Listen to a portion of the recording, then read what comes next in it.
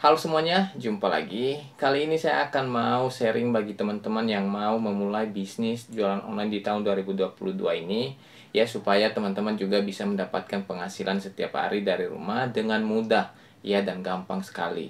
Apalagi dengan situasi sekarang, semua serba online dan kita menjual apapun di online itu pasti akan laku. Dan jangan ragu kalau seandainya teman-teman tidak memiliki ilmunya, tidak memiliki modal, bingung mau memulai dari mana. Ya, karena di sini saya akan coba jelaskan bagi teman-teman semuanya apa saja yang akan kita persiapkan yang mulai dari nol, ya mulai dari buka toko, produk yang akan kita jual. Nanti saya akan beritahukan juga beberapa supplier, kemudian kita optimasi toko bagaimana sehingga kita bisa mendapatkan penghasilan dari bisnis jualan online kita sendiri setiap hari atau setiap bulannya. Tapi sebelumnya, yuk teman-teman yang masih belum subscribe, di-subscribe dulu. Bagi yang sudah, saya ucapkan terima kasih.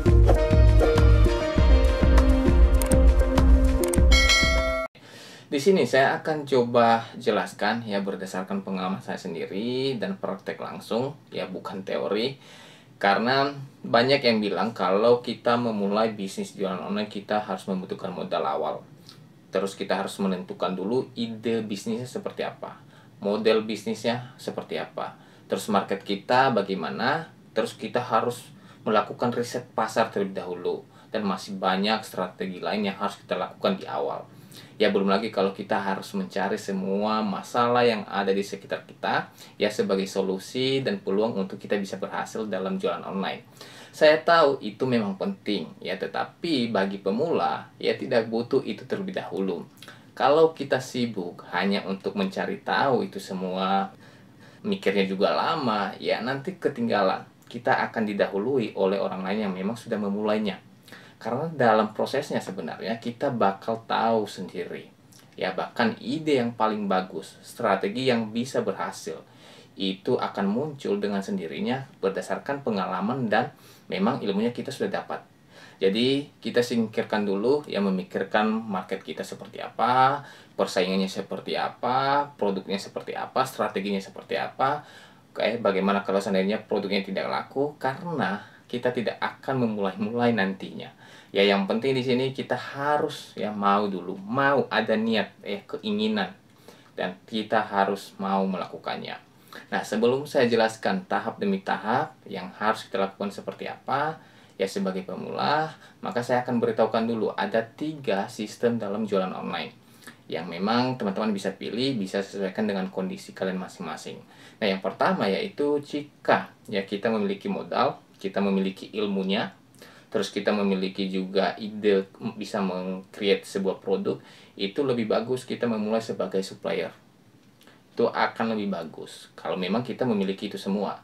Nah, yang kedua, kalau seandainya kita memiliki modal nih, terus kita memiliki ilmunya cukup ya, terus kita bisa mulai ya sebagai reseller, karena kita harus menyediakan stok.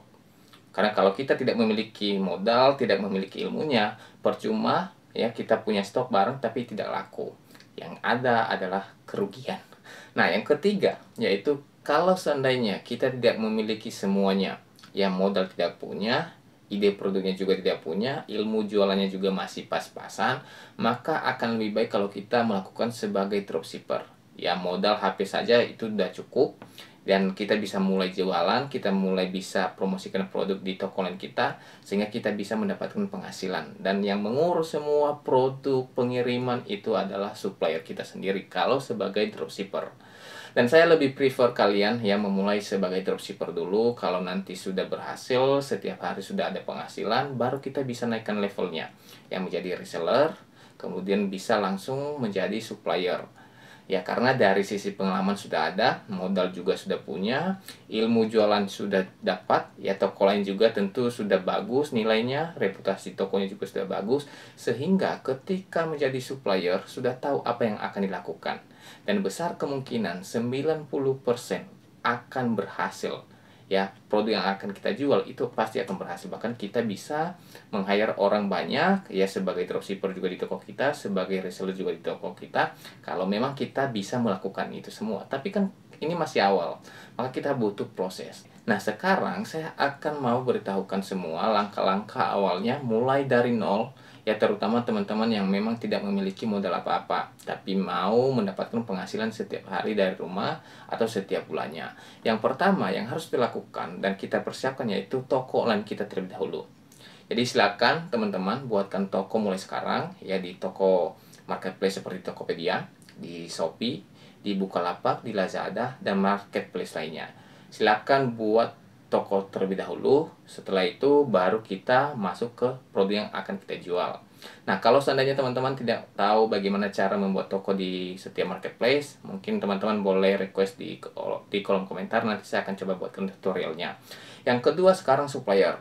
Teman-teman kalau masih belum memiliki supplier, ya ada beberapa supplier yang akan saya coba rekomendasikan. Teman-teman bebas ya pilih salah satu, terus jual produknya. Atau memang teman-teman memiliki, itu juga tidak masalah. Nah, supplier yang pertama yaitu Jack Mall. Jadi teman-teman silakan, di mana Jack Mall ini menjual berbagai jenis produk, berbagai kategori produk juga mereka sediakan. Dan ini lebih ke produk impor. Jadi harganya juga termurah, kualitas barang juga terjamin bagus. Nah, yang kedua yaitu F2C Furniture. Ini juga salah satu supplier yang memang menyediakan produk seperti lemari, kursi, meja, lemari TV, dan masih banyak furniture lainnya. Jadi teman-teman nanti boleh coba lagi explore lebih dalam lagi tentang produk yang mereka jual. Kemudian ada supplier Ada Space, ya, di mana mereka juga menjual beberapa produk seperti mainan. Dan ini juga bagus, boleh kalian coba untuk jual di toko kalian nanti. Kemudian ada aplikasi Mokaya, di mana aplikasi Mokaya ini juga terdiri dari beberapa supplier yang menjual produk di sini, dan kita bisa menjualnya ke toko lain kita. Nah, lebih detailnya nanti saya akan kasih di deskripsi, ya nanti teman-teman boleh cek lah ya link setiap suppliernya, atau teman-teman mungkin ada saran lain ya di luar yang saya sebutkan tadi suppliernya, boleh di komen ya, dikasih tahu, siapa tahu ada teman-teman kita yang lain untuk mencari supplier. Nah, yang ketiga yaitu optimasi ya, kita harus optimasi ketika kita upload produk, kita harus mulai optimasi produk yang akan kita jual. Yang pertama mulai dari judul produk. Judul produk harus sesuai dengan produk yang kita jual. Ya, kalau boleh dari supplier kita coba otak-atik ya, kita ubah. Ya, kita bisa masukin dengan nama produk yang umum yang biasa dikenal oleh orang. Kemudian ada nama spesifik dari produk yang kita jual. Tentu kita harus menguasai produknya. Nah, kemudian kita masukkan kata kunci lain yang bisa memang ketika nanti orang mencari sebuah produk, bisa ketariklah produk kita ini untuk tampil di halaman pencarian mereka. Kemudian foto produk. Nah, foto produk diusahakan untuk tampilan pertama, foto produk yang kita tampilkan diberikan semacam apa ya, frame yang untuk bisa membuat orang tertarik nanti memilih produk yang kita jual. Kemudian deskripsi, kita buatkan deskripsi lebih lengkap, lebih detail. Ya, kita tinggal copy dari supplier kita. Kemudian kita bisa tambahkan informasi lain yang memang berkaitan dengan produk tersebut. Nah, setelah itu, setelah kita upload di toko kita, di setiap marketplace tadi, jangan satu toko saja, diusahakan banyak marketplace, banyak toko kita di sana. Kemudian setelah kita upload, baru kita menjaga performa toko kita, nilai toko kita.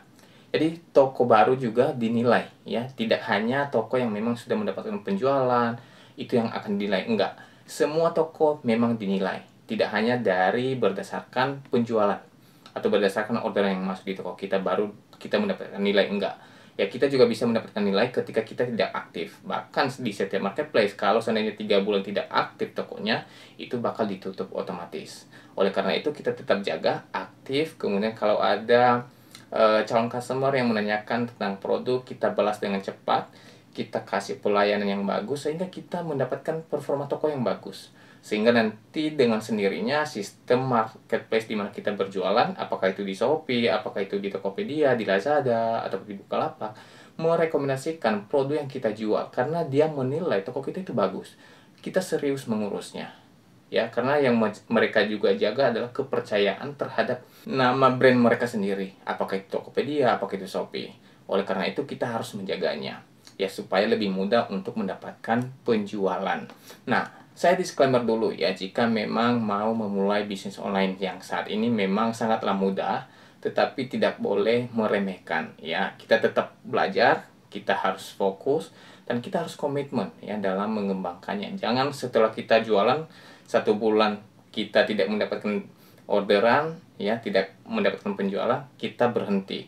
Kita harus belajar terus, ya kita harus kembangkan komitmen bahwa dalam 3 bulan, dalam 6 bulan kita sudah bisa mendapatkan penghasilan setiap harinya. Minimal 2 orderan setiap hari kita bisa dapatkan. Yang penting kita harus berusaha. Ya jangan takut menghadapi kegagalan, ya karena sebenarnya gagal itu adalah yang memberikan kita pengalaman, sehingga tahu yang akan dilakukan untuk kedepannya. Dan semoga ini bisa memberikan manfaat bagi kita semua. Terima kasih.